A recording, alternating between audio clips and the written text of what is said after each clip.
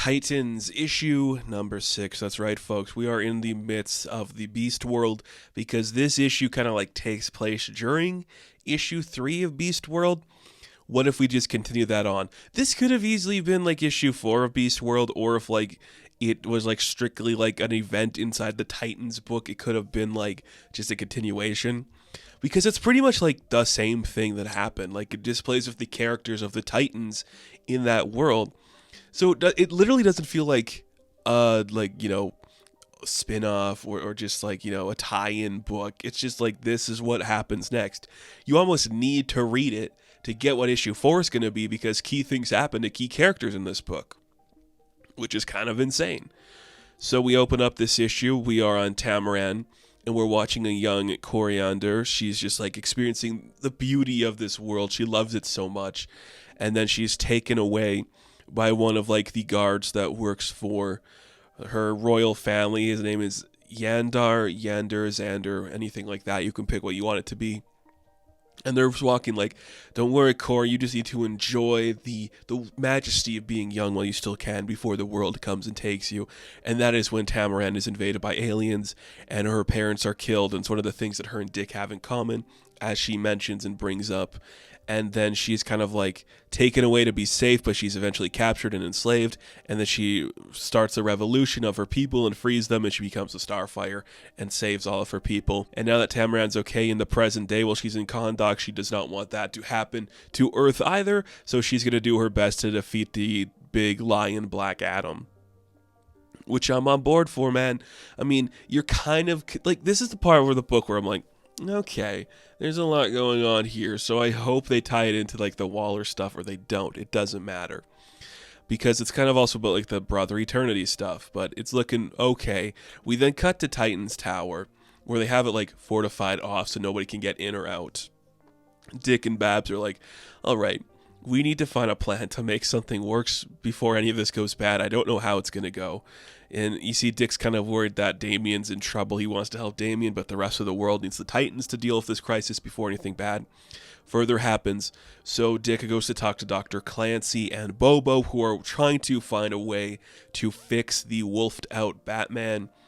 And you're just like, okay, do they have anything? No sign of like a virus or cellular corruption within him. Like, something seems very off about this. Like, almost like the infection is entirely dependent on the foreign organisms. So when like the spore enters you, that is the only way it can happen. You can't get it infected in another way.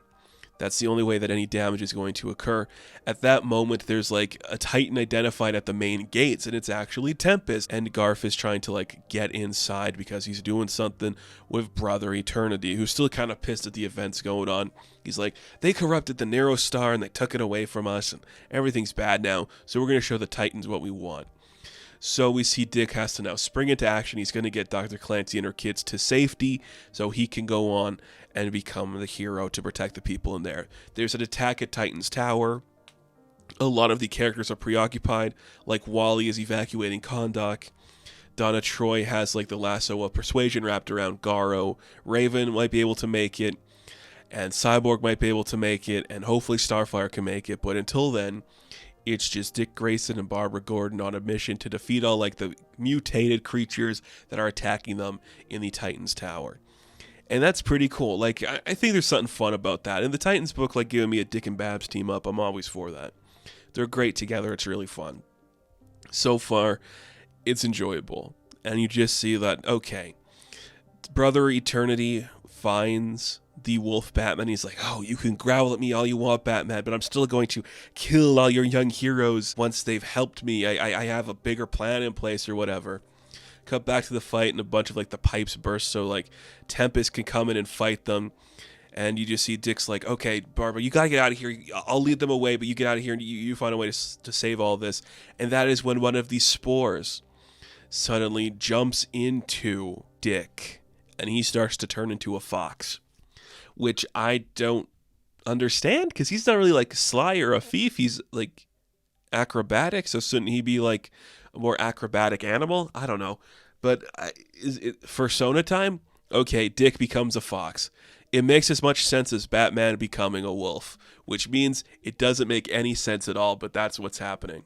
So we lost Dick Grayson. Oh shit. We see Starfire rise to Titan's tower just as Brother Eternity shows up, and they start fighting, and that is when she reveals him to be the guy from her past, Xandar, and it's like, uh-oh, that ain't good. What's he doing here? Did he start the fight originally when it came to their battle on Tamarat, and he's the one that got the invasion started? Well, he's going to do that, and it's cool. And he's like, okay. So he's been corrupted to believe in the Necrostar, and he's like, you're going to give me my Necrostar back, princess. You're like, okay, cool, dude. You should just look like Xandar the whole time, because that dude looks intense and cool and sexy. You being Brother Eternity's stupid. You should just be this cool guy. I mean, more people would listen to you, probably. This is a tie-in if there was one, but it's also no, this advances the story because now Starfire has personal connection to it. Dick Grayson gets off the table in this. It's pretty fine. It's kind of cool in that capacity, I guess. I just like seeing the Titans doing something this epic. It's pretty fun. And I do think eventually it's going to end with Garth realizing he made the wrong decision. Hopefully. If not, this dude's kind of being an asshole for no reason. So, Titans issue number 6, I am going to give a 7 out of 10. Now, thank you all for watching this review. Be sure to like and subscribe to the channel. As always, you can check me out on Instagram, TikTok, and Twitter. And of course, I will catch you in the next one. Have fun. Stay safe. Good luck.